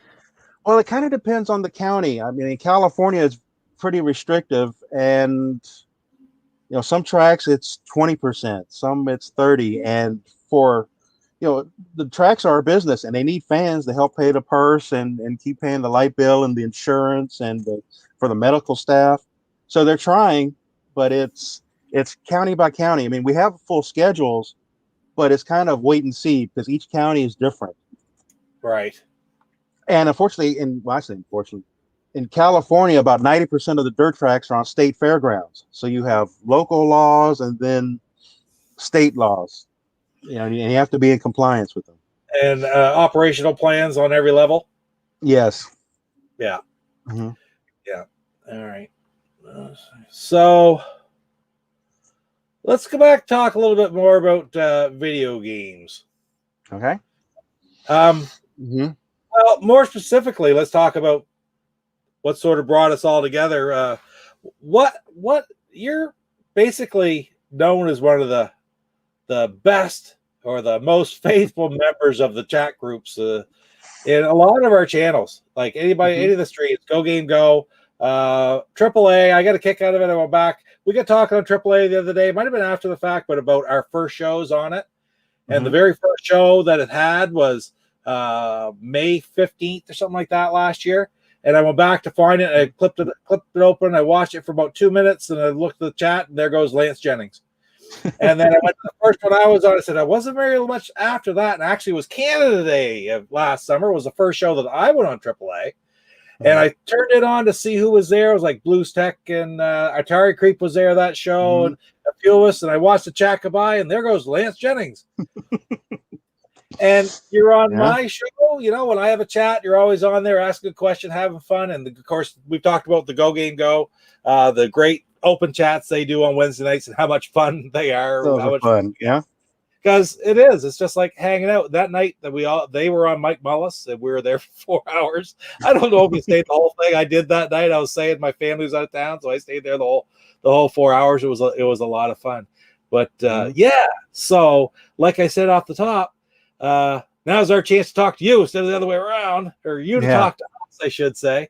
So what do you find? What draws you to come to these chat groups with the different people? What do you find so appealing about it, or other than just plain say I find them fun? But what is it that you like about them? Well, I find them fun and enjoyable. I mean, I found all these channels by following Tommy around. The thing interesting about Tommy is when he'd give interviews, you would find a little bit of more information about the Amico that's not publicized, and then you would look and like he'd be on like with OEB Pete, and it's okay, you'd watch that. It was a great time. What else does he have? I mean, I found out about the Evercade through OEB Pete, and I found Atari Creep and the NLG show, Go Game Go. There's a DJC. He's got a great channel. They're all great times. And there you go, Fastback. God. There's Mike. Yeah. So the neat thing is being able to interact, ask questions. I remember in one chat, somebody was interested in getting an original in television. Which one to get. I have a little bit of knowledge and wanted to share. Get the original one or get the Sears Super Video Arcade or the System 3, just because of the controller. It was much better than the second one. In the NLG show, it was funny. I had bought from the Blue Sky Rangers. They had a signed Intellivision Lives for the Nintendo DS, and I was like, by Keith Robinson and the Blue Sky Rangers. And I was like, perfect. I'd love to get that. Exactly. But with mine, it had like I think five other ones. But I didn't I didn't own a Nintendo DS. So I remember on NLG show asking, hey, what's the best DS to get? Yeah, And they yeah, pointed me to one, and it's sure. just great. The exchange of information and ideas. Those Yes, you can guys, joke around, but it's you're meeting friends, and it's always great to see the same familiar names and have fun. And yeah, the personalities of the hosts. I mean, I enjoy your 125 shows, so I'll go back and check those out. The unboxing you had with C Mart, the Intellivision oh my unboxing, that god, was amazing. That was just if you're an Intellivision fan, watch that stream and watch yeah, Papa Pete's channel, and watch OEP Pete for the latest information. And NLG, I'm not really much into the new systems, but it's great to learn. yeah. And these are all great channels. And I will say, support this channel. The more hits, the more likes, maybe move them up the search engine. And I encourage that. Maybe if you have more, maybe Darius Truxton will make more videos about me. I don't know. I got Oh, I got about I got about 30 subscribers since he did, so that's all right. I always look at the bright side. I don't care. Right? That stuff doesn't bother me. I think it's whatever. It is what it is. well, it's almost like the Atari creep. He said all feedback's positive. Hey, I have listened to him say that, and he's absolutely right. You say the only bad press is no press. The only negative or positive, it all sort of brings to the head. Because at the end of the day, do you want everybody? Absolutely, everybody has to like you. If you feel that way, you're never going to be happy because it's impossible for everybody to always like you. Yeah. Right? You have to accept the good with the bad and hope that you have more good than bad at the end of the day. It's the balance, right? So, you take the bad and hopefully, do better, whatever it is. Yeah, right on. Oh my God, this is so much fun. What, so what's your typical week look like? Okay, you're here tonight. But what's your typical? I know that I'm getting. I was talking to Lance earlier. My shows are sort of my videos are waiting because I'm anxious to go on one of these live streams. Excuse me, into the chat group every night. Mm-hmm. So what do you look forward to for your typical week with the different chat groups that you're going to go to? Oh, you mean like the different shows? Yeah. What do you must sort of have a plan. Like, okay, so-and-so's on tonight, or what's your typical Thursday might be with Mike, or what's your week look like when you're thinking about different chat groups? Because it's supper time for you too, right? Pretty much, yeah. As far as a schedule, I don't really have a schedule other than there's a few that can't miss. But in going to the different channels, I'll subscribe to them and I'll, get up in the morning and look, okay, who's uploaded what or who's doing what. But, I always look forward to the Go Game Go on Wednesday, NLG on Thursday. Yep. And after that, it's just, okay, there's no real plan. It's just who's doing what. Is Tommy giving an interview? Does somebody upload a video? Yeah. It just kind of goes from there. There's no real plan. It's just I find so much more fun watching your shows than what's on TV. And I've got a ton of channels, and I get more entertainment of actually watching friends on YouTube. Yeah, there you go. Thank you, because I mean we're one of them, and man, those guys. Mike does a fantastic job. Like the information Mike provides on different things on Thursday nights is incredible. The Stu and Jeff. I mean, to go on their channels, it's just. I remember Jeff and we play the games offline or online, right? We stream some of those where we were playing Rocket League or ice hockey or whatever, and we'll get gabbing about stuff. And it's like, seems to me that some of the best chats we have are when we don't have anything to talk about. We just go on there and start talking. And that's the absolute truth. And all of a sudden now we have our movie nights every month. I got to go on. We're going to have a movie night on Go Game Go, I think, in not this week, not next week, but the week after that is going to be a movie night that I'll be there on Go Game Go. But other than that, a lot of times if they don't have a special guest, it's just open chats, and those are just fun. Those are fun. Yes, my cheeks hurt from laughing. I can't type fast enough to get it all in there, though, right? No, you can't. And Jeff and Stu are great guys, and it's a load of fun. I mean, you can go any way, any topic. The wrestling or the celebrity death match add another brand of humor and fun to it, and the possibilities with it. You just let your imagination run wild. But a lot of it depends on the host. Some people would, I imagine other channels they wouldn't like that. but you have to have a sense of humor and have fun with it, and they definitely do. Absolutely, we get all it, and I know they're just there to have fun. They're there to have fun, talk about stuff that they love and we love, and we're all the same at the end. As people from all over the friggin' both countries, frankly, and elsewhere too. Who knows where else from? And we just talk about stuff that we remember, and we have a lot of fun with it. Oh my God, don't we have fun with it though too? Yeah, sometimes it gets a little crazy. It can, but it's amazing that technology brings everybody together. From where you are in Canada to there in St. Louis, and I'm in the LA area. Yeah, yeah. Oh, and I meant to ask you this too, and there was I don't know the geography there at all. Are you anywhere near where the old Mattel and Television Studios used to be in Irvine, California? I don't even know the area though, so you may be a long ways away. I don't know. The new one is probably 45-minute drive. Okay.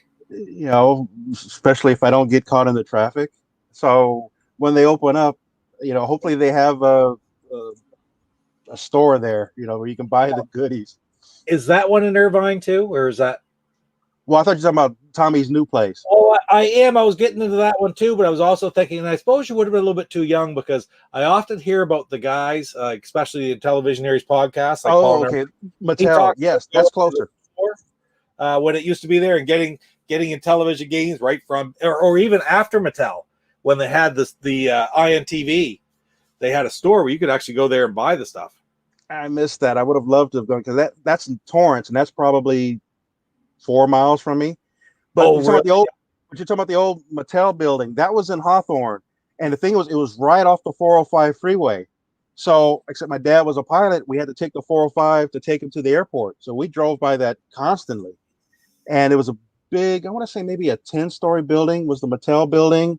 And then there was a little warehouse building behind it. And that's where the magic was made with the Blue Sky Rangers. Oh, wow. Unfortunately, the 10-story building's been knocked down. It's now a Ford dealership. Yeah. And the warehouse where the Blue Sky Rangers is, that's now a Home Depot. But I mean, it was right off the freeway. You couldn't help but, see it. And it's a shame they're gone. Yeah. Yeah. That is, so you hear those stories. It's like, what was the story they're talking about? How it was one of the electric company games, Math Fun, that for whatever reason, when they come out with the television too, there was a programming issue with it that was with the ColecoVision game, so it wouldn't work. So Mattel said, if you have a copy of this, if it doesn't work, just bring it to the office and we'll exchange it for whatever other game. And then I think it's Nermix talking about how when they were kids, like teenagers, they go and they could go to KB Toy and Hobby and buy Math Fun games for $2 each. And then like every couple of weeks, go over to Tele and trade them for the other games. Trade them in. All for $2 each. Do you remember listening to that? I remember hearing that episode. It was amazing. Like, man, we missed out on that. Yeah, That's actually a pretty good idea. But it's funny you mentioned KB because when they took over at our mall, that's when they had a lot of discounted games. They used to be, I remember television games being around $35, and then now we're talking $10 and $8. And in fact, we did have the ECS. We only had it for about a week, but we did briefly have the ECS. I wish we would have still had it. But it wasn't that powerful of a computer. And we didn't know there was games for it because I think it added 3 channels and extra RAM or something like that for the games. Yeah. I've got it. And I hate to say it that I've never even played with it too much. I've got one. I just got this the other day. Oh, turn it over. Oh, there you go. The other day. So, yeah, I've not played much with the ECS games at all. I think I only have a couple. I remember hearing about one of the baseballs. It was almost like one of the later titles. It's more of a simulation type game, and you could keep stats and make your own teams and World Series Major League Baseball. Yeah, and it's amazing technology. For what was that? 1983-ish, 84. Exactly. Yeah, and it used the ECS and the IntelliVoice. You didn't have to have the IntelliVoice, but it added to the experience. Okay. It had a play announcer when you did that. And no, I don't. That is an expensive game. That's one of the 14 I still need. So yeah, I was up to 110 after CMAR, and I've added 1 since, which is going to be in my next pickup video. Okay, I look forward to that one. Hey, Sloppy, nice Scooby-Doo. Yeah, that's pretty cool. DJC little sneak preview because I haven't even put this in a pickup video yet, but I had this, and I have a copy of it signed by the programmer. I can't think of Mark Kennedy. And but this is the gatefold version. Oh wow. That's Okay. even more. That's not easy to find. That one. I had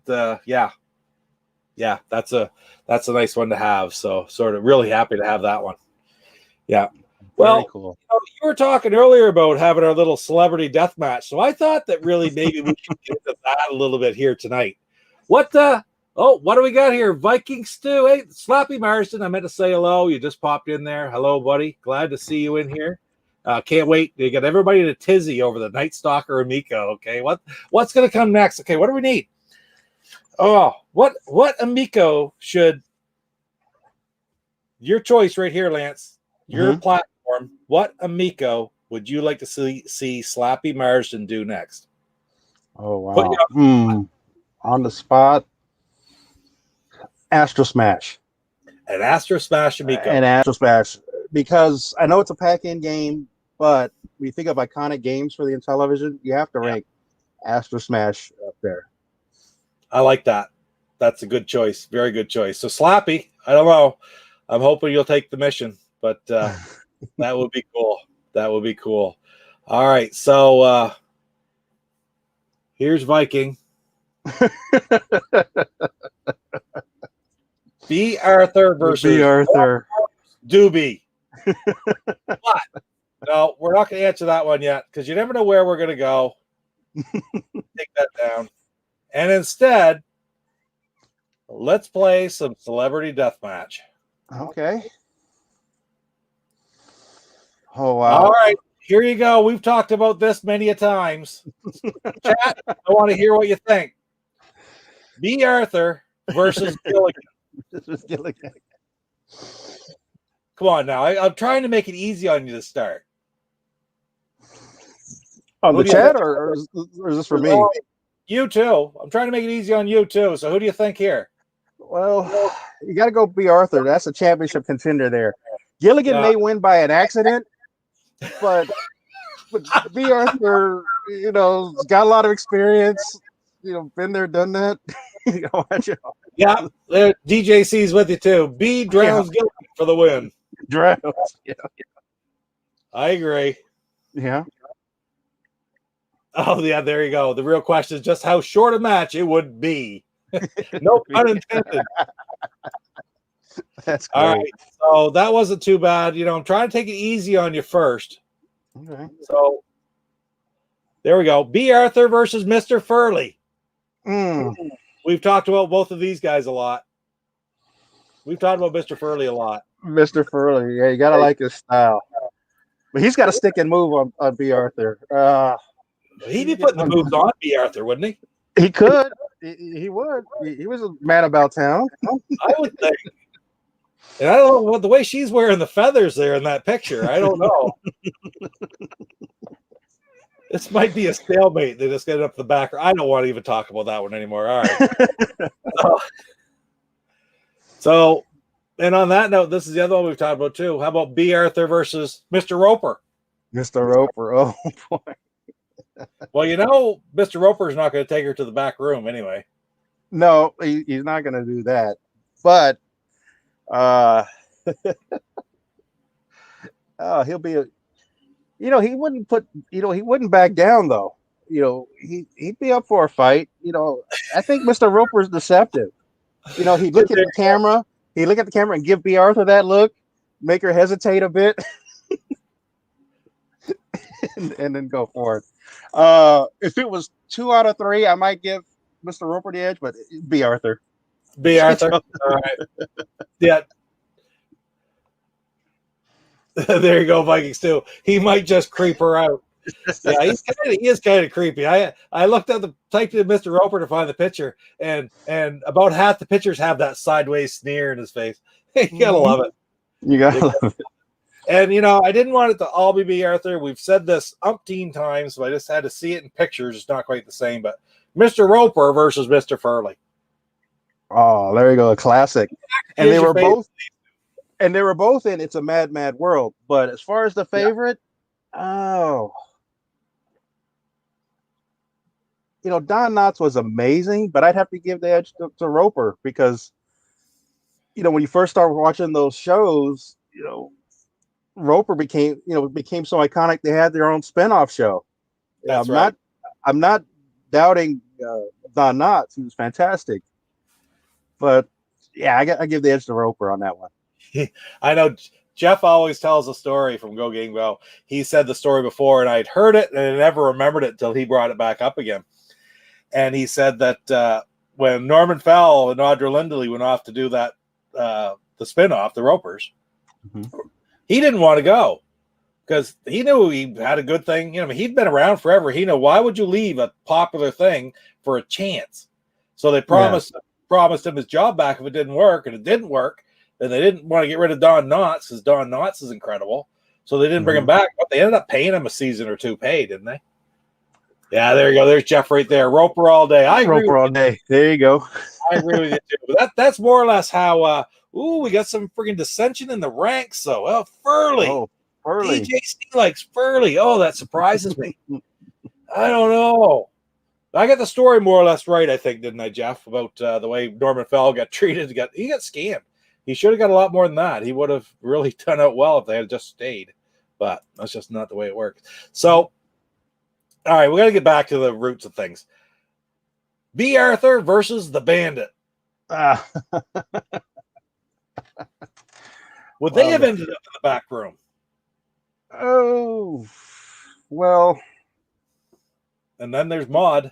And then there's Maude, yeah. I don't know. Bert would be still looking for Sally Field, but I want to give the edge to the Bandit on that. He would know how to escape if he had to. He might mix it up a bit, but he'd jump in his car and leave in a heartbeat.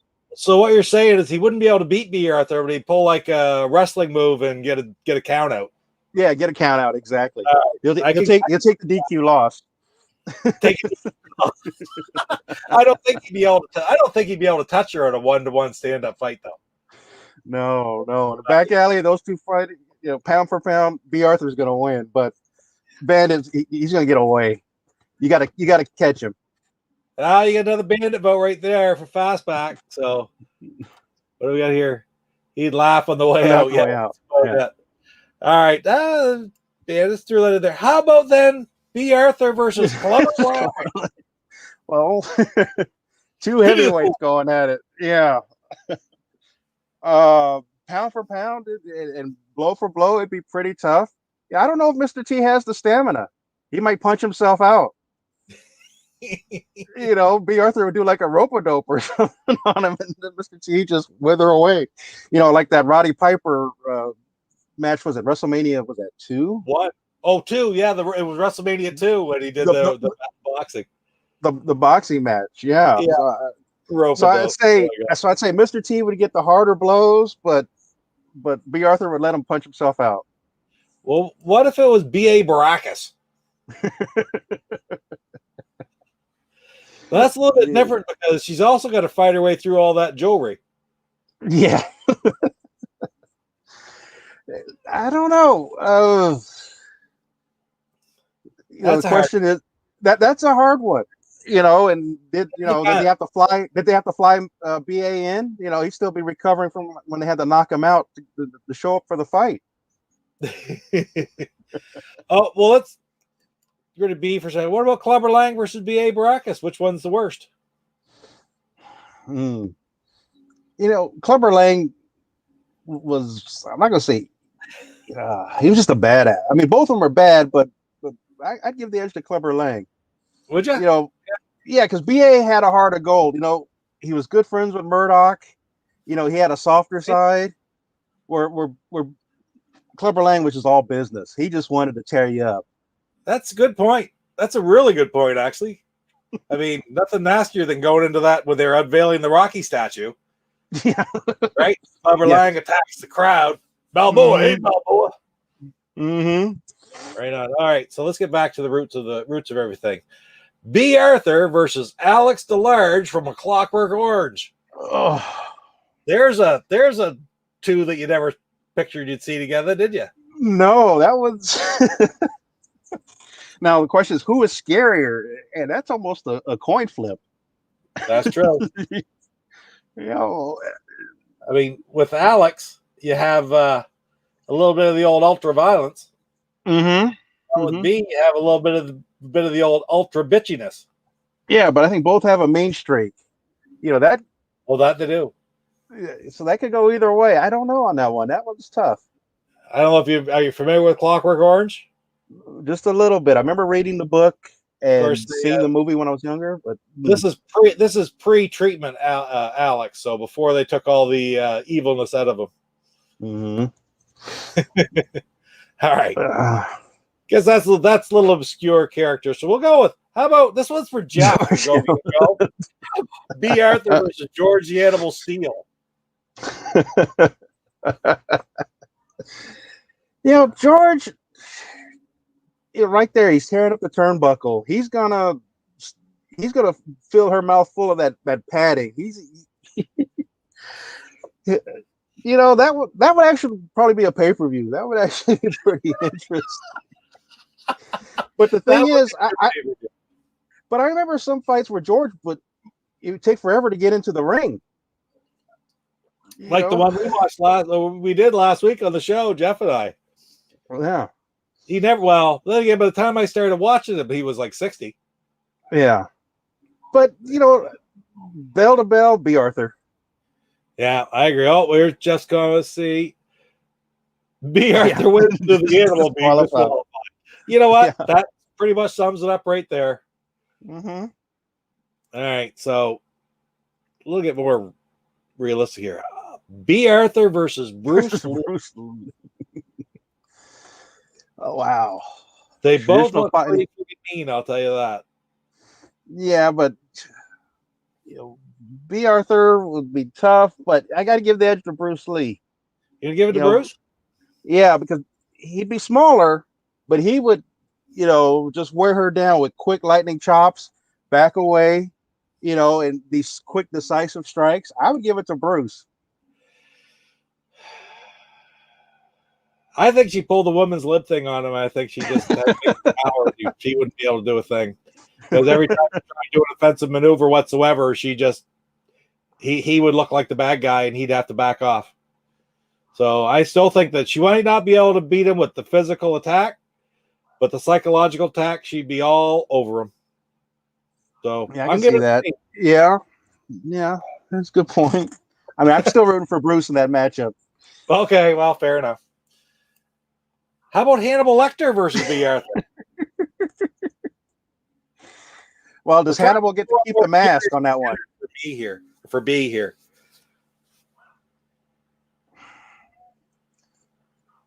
If you don't give Hannibal Lecter kitchen utensils, I'll give it to B. Arthur. All right. I think that's a fair battle. You give him a knife or something like that, it might be more of a challenge, but she's just going to stare him down. Yeah, but if he had the kitchen utensils, what was it, Chianti and was it fava beans? Yeah. Then it's over. That's like power ups. That's like power up for Hannibal. That's right. All right. I can't fathom what's possibly next. Oh, B. Arthur versus Bigfoot. Both are a mystery. This is actually a trick question because I'm not totally convinced they aren't one and the same. Could be. Could be. Hannibal. Oh, Bigfoot. It reminds me of that. There was a joke. This guy would go, I believe Bigfoot is blurry. That's why you never can get him in focus on a photo. That's right. I forget the comedian that said that. I got to reach down here. I got a company. Guess who come in? Oh, my God. Oh. Coco. Okay. Coco on my feet. All right, so Hannibal Scooby Snacks. All right, so next up, B. Arthur versus Darth Vader. Oh, I don't know. That's a tough one. I like, are we giving Darth the lightsaber? I mean, he'll use the Force, and that'll, the dark side of the Force will carry the day. But B. Arthur, I imagine, has probably got the strength of Chewbacca. What's that? Does the dark side of the Force equal the stare? No, no, but I imagine B. Arthur is strong as Chewbacca, and she'll club on him a few times. That'll get his attention. Hey, I'm gonna say B. Arthur in that. Darth is gonna be the leader of the universe, but B. Arthur will pull that one out. Yeah, the stare is like a lightsaber. Yes, I love it. That's absolutely true, DJC. That's true. 100%. Poor Darth. All right, here's one that's sort of more modern day. I don't know if you watched WandaVision or not, but what would you say about B. Arthur versus the Scarlet Witch? Wow, Scarlet Witch can bend reality and one of the most powerful Avengers. I don't know. On this one, I'm gonna say Wanda's gonna have a mean streak after losing Vision. Yeah. If Vision was still around, I would say B. Arthur, but I think with Vision dying, Scarlet Witch. Did you watch WandaVision? Not yet. Yeah, it's worth watching. It's good. Yeah. Not yet. It's one of my to-do lists. I've got the channel, just haven't got the subscription rather. We just sort of my youngest is a huge Marvel fan, and it's been our lay down, Coco. It's been our Friday night sort of ritual over the last few weeks to watch it, so it's been good. Oh, okay. On that note, what about B. Arthur versus Loki, who's actually everybody's favorite? He's coming out with his own series this summer. Mm-hmm. Because you like Marvel, though. So Loki's one of everybody's favorite characters, and he's the god of mischief or whatever? Yeah, the god of mischief. And he's always up to something. Can B. Arthur withstand his attacks? Loki, he'll do that illusion thing, where you think it's him, but it'll be like 3 or 4 of them, and he'll try and confuse her, but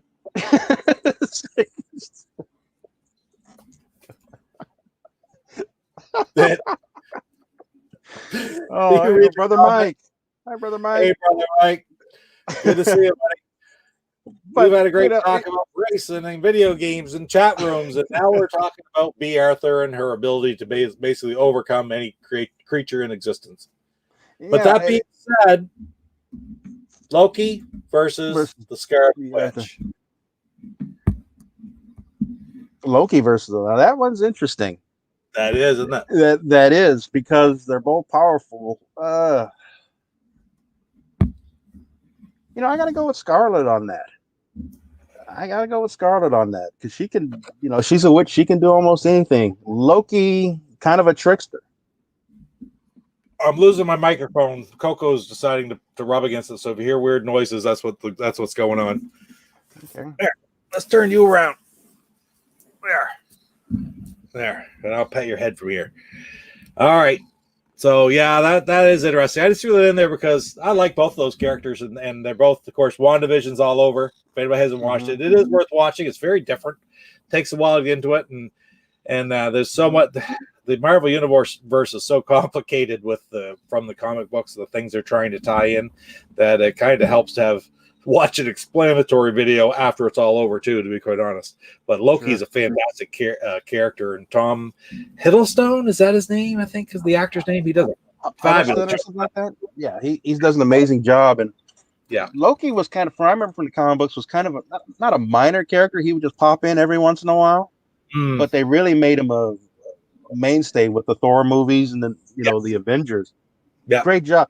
That's one thing I say about the writing in the Marvel movies. They've been excellent. I like DC too, but it seems like something's missing on those movies.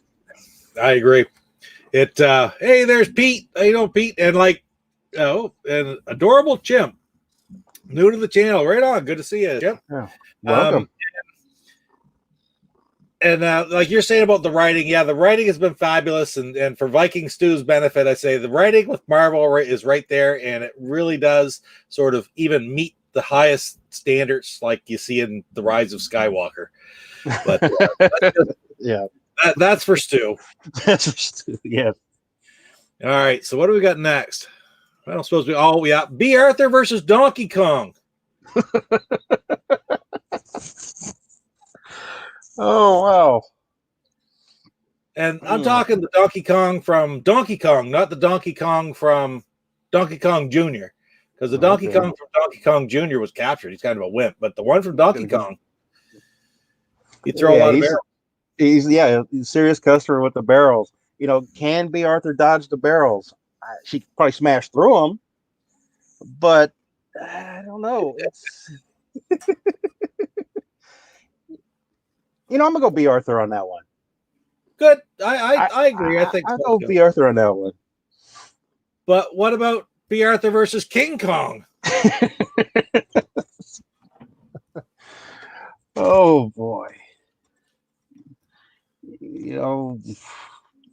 That's gonna be another tough. Well, would she outsmart him?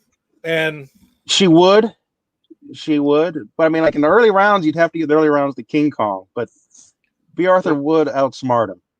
King Kong is his weakness is the femme fatale, and you definitely would call her a femme fatale, would you not? Oh, yeah, absolutely. And that she just look at him with that stare, and it's all over. He'd melt like butter. He'd be like he'd be mesmerized. Game over there for King Kong. He'd be like Cheetah from Tarzan.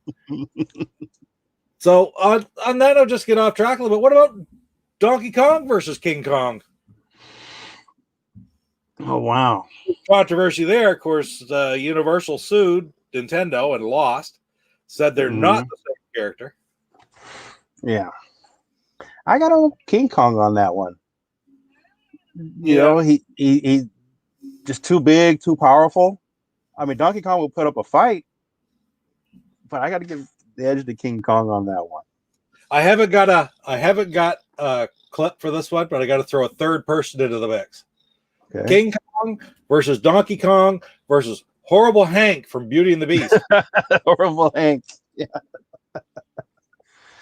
That's a classic game, Beauty and the Beast. It is. If you haven't seen it on the original television, that's a must-have for your collection. Yeah, for sure. Yeah. Horrible Hank. I take Horrible Hank over Donkey Kong. Yeah. But King Kong. Still King Kong over. It's still King Kong between them all. What could I possibly think of next? B. Arthur versus Godzilla. Well, Godzilla can throw flames, so that feather outfit B. Arthur and her hair would catch on fire. Yeah. So would that be a DQ? Well, no, it's not a DQ. It's part of winning the battle. Yeah. Oh, there you go. There you go. That's go get there. A little bit of knowledge from Jeff. Universal lost because they no longer own the copyright to King Kong, and they had no idea until Nintendo pointed it out. Yeah, by the way, you know what you're suing us for? That's good knowledge there. That's great. There's Pete's in the house. HTK. I think I said low earlier. I'm not sure. HTK. HTK is here. Okay. Right on. Okay, so let's. All right, so here's another one. Mm-hmm. How about B. Arthur versus Sophia Petrello? You know, you got to give it to moms. I mean, B. Arthur would be the toughest fighter, but you can't. No, you got to give it to moms on that one. But it still would be a battle, wouldn't it? It would absolutely be a battle. But the moms would, she'd be unstoppable in that, because guarantee you, she taught B. Arthur everything she knows, but didn't teach her everything that mom knows. So mom will pull out some tricks, some last resort kind of tactics, and you got to give it to moms. All right. So, on that note, what about Sophia Petrello versus Godzilla? That would be interesting. And I would almost give that one to moms. See that right there? Right upside Godzilla's head to put out his pilot light. Yes. Yeah. Take off her slipper and it'd be all over. Even just beat Godzilla upside the head with the slipper. It'd be over. I've got one more left. Only Okay. one more left. And I think that I finally found B. Arthur's match. Okay. B. Arthur versus Lance Jennings. What do you think, Chad? Oh. Who's going to win that fight? I'm going to give the Lance all the way. Right on. Chat, do you have any questions that you'd like to ask Lance? I'm going to shut this part down. We're getting towards the end. We've been on for an hour and a half or so now. An hour and 40 minutes. Wow, time flies. It's so Wow, much. that's great. Yes. The chat, before we sign off, any questions or anything you want to ask Lance about chat rooms, video games, sprint racing? And it's, hold it. It is or is not sprint racing? Again, you've explained this to me 3 times now. It is sprint racing. Oh, it's a sprint car. It's sprint car racing. Right. Yeah. Well, yeah, because the main events are 30 or 40 laps, so it's pretty, it's not 200 laps. It's just short race, but action packed. So yeah, say NASCAR, but I meant, I know what you mean, but it's called sprint car racing. Yeah, sprint car racing. Yeah. Because I remember as a kid watching NASCAR, they used to call it Winston Cup. And it'd be the Winston cars. It was all dependent on the sponsorship. Exactly. And of course, it hasn't been sprint now in how long? Top level is Monster Cup now or whatever. But wasn't it something in between too? I can't even remember. That's the problem with the sprint. It's like, yeah, I don't know if there's anything in between, but I remember it was Winston for years, and then cigarette tobacco companies had to start pulling their sponsorship. Which unfortunately down to the lower you're breaking a lot of money in the local dirt track. Hello. Yeah, you're breaking up bad. Oh, you just come back. Okay. Hear you now. Yep. It's got to be the headset or his headphones. Well, Winston had put a lot of money in the local dirt tracks to develop young talent. So I mean, I know there's people don't like, there was pushback on cigarette companies. But I mean, it was millions of dollars every year, and that really hurt, because the money went to sponsorships and point funds and championships, and they actually raised the purses. So it hurt losing those companies. Here's a question from Stu. Lance, did you mention if you like MotorStorm? MotorStorm, honestly, I don't know what that is. I don't either. I don't know. Could explain that one, Stu? Of course, Sloppy's in there. B. Arthur versus B. Arthur. That'll be a drag out. Well, are we talking Maud versus and I forget the character name on Golden Girls? Same actor. Maud versus Dorothy. Maud versus Dorothy. B.A. Baracus. Yeah. Mirror image of each other. I mean, that could go either way, I think. Yeah, you got to agree with DJC there.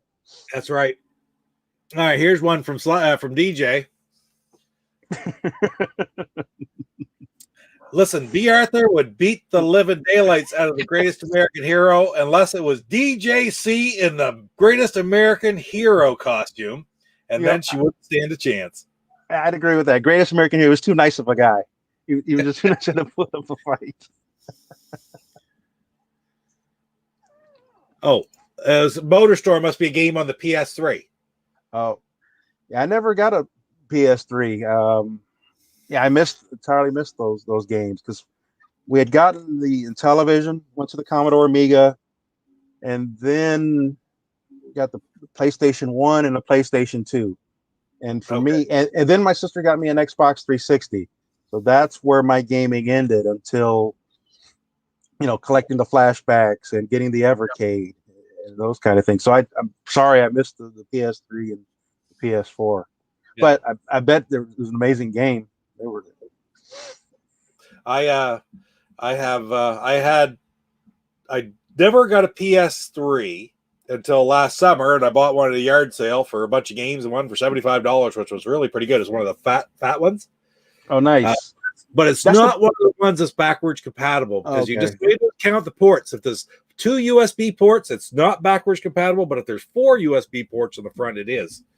I guess I read that online anyway. I've never actually tried it out. But It's got two, so it says it's not. And my PS4, I bought one of those. Actually, I have a video on it where I went over and bought it on Black Friday a couple years ago. The Spider-Man edition one, not the Pro, but they had a special one at Walmart in the, I could say, in the States, in Maine, and it was about it's a 5-minute drive for me to go there. So I went over and bought one. Got the last one on Black Friday at 5:00 in the morning one morning, and then just recently, my kid, he's in Halifax, and they were going down there to get her stuff 2 or 3 weeks ago, and he's already had it fixed once or twice. It bit the bullet, so I mean, I have it hooked up out there. I play it once in a blue moon, so I packed it up and I sent it to him, so he's got it. So I got to pick up a PS4 again sometime. But you know, share the wealth, I guess. You know, I'd rather play main television than the PS4 anyway, to tell you the truth. Yeah, I've heard that just because the games, you know, you have to invest a lot of time in the modern games, and it's getting tougher as you get older to do it. Plus, I don't know about you, when I play games, you know, I'm good for maybe an hour top, then I have to take a break just because the hands, or you know, just part of getting older, I guess. Yeah, no, you're absolutely right. And other things to do and responsibilities, right? Sure.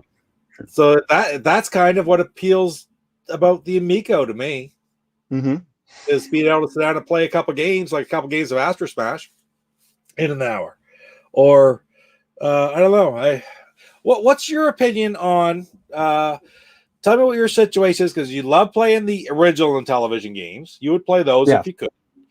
Same here. I'm really looking forward to the newer games. I'm really looking forward to games like Farkle and Cornhole and other games like that. Not so much maybe some of the guessing games or the quote-unquote party games. Bomb Squad's going to be a lot of fun. That's going to be fun. Make it a party game, but maintain the one-player or the two-player games as well. Same as you were talking about B-17 Bomber originally, right? How now you can have 6 people all with different jobs in the plane. That'll be great. But I still want to be able to play the game myself too. I want to be able to do both. I think the goal is to be able to play both. But what's your opinion now? We talked about this on AAA the other day about the incorporation of some online multiplayer that allowed you to do peer by peer. So if I want to play a game of baseball against you or have a bowling match against you, I can just log in and sign up as you and I are friends, and we'll have a game against each other. What's your opinion on that? Whether it be the newer games and or the older games, the original Television 125. As a gamer, I'd love for it to happen. I understand there's more costs involved, but just the idea of being able to play, well, take now with COVID and the lockdown, I would love to play a game against you or a game with my sister. I'm all in favor of it. The counter argument is it makes the games more expensive. You know, you're probably not going to be able to do that for the $9.99 games. There's going to be an added cost. And the idea is to attract new gamers, family gamers, younger gamers. But I'm all in favor of the online if they can make it possible. And especially if you could do that with the original and television games. Oh, I'd love it. Yeah, same here. That's one of the things I'm looking forward to the most. Like, you have watched, you're there watching. Jeff and I have played that NES hockey. We love it. We love to see a bit more of those games like that on there. There's a couple other ones like the black box baseball, the black box volleyball. They're not that great of a game to play. Ice hockey is fantastic. There's all kinds of great 2-player games, but I would love to be able to sit down and do a stream with him on the 2-player Major League Baseball, for example. Yeah. Wouldn't that be great? That'd be amazing. You know, and just think about the possibilities of that. I hope Tommy and television are successful enough to make that happen, and they'll do it the right way. The Founders Edition. No, I didn't. I got 2 VIPs. I ordered 2 black VIPs, one for me and one for my sister. I hesitated on that. I went back and forth, and I'll be honest. When I thought about the Founders Edition, I was like, I was quick to pull the trigger, but I just did the VIP. Yeah. I've been looking forward to it so long. I mean, I've told the story before about hearing about, I knew Tommy was going to get involved right after Keith passed away. And when I very, very heard the first inklings of it, I followed it right from the get-go. And I took off. I think I left work a couple hours early that day to come home to sit here and wait and order my Founders Editions. So I have a couple of them coming. I'm I'm glad I did. I really am glad I did. I don't care what, no matter what, the television, I want them. It's in television. That's Absolutely. And the founder edition is going to be great. I mean, what is it, 2600? I love that idea that Tommy did. Yeah. But I'm hoping when all this is over, whether it's a retro gaming convention or something, that all of us could get together, maybe a video games live, and to meet everybody in person, meet Tommy and get him to sign an Amico, the black one, or, I might just get a wood grain one just to have, because I think it's amazing what Tommy's doing. And, it's sad that Keith's not here to see it. He would absolutely love what the Amicos is bringing. He would for sure. And who was it? Somebody commented the other day. I made that post. I might have been Nermix on one of my videos or whatever. I made the comment that Keith would be so happy with what's going on. And I agree he would. He was good friends with Tommy. And this is exactly, he wanted nothing more than for people to see and love and appreciate television. And that's what's happening. Yes, there's some that are on the opposite end of the spectrum, but it takes the counterweight to balance out the positive weight, right? So anyway, I don't want to get into that too much. What was I just thinking? I have mine coming. I can't wait for it to come, for the original Founders editions. I'm so happy can't wait to see them. Just can't wait. On that note, I'm going to say right now, I was asked to extend an invitation to you to come on AAA next week if you would like. I mean, it's an honor to be here, and yes, I absolutely would love to be on AAA. I'm fans of everybody on that show. Absolutely, right on. So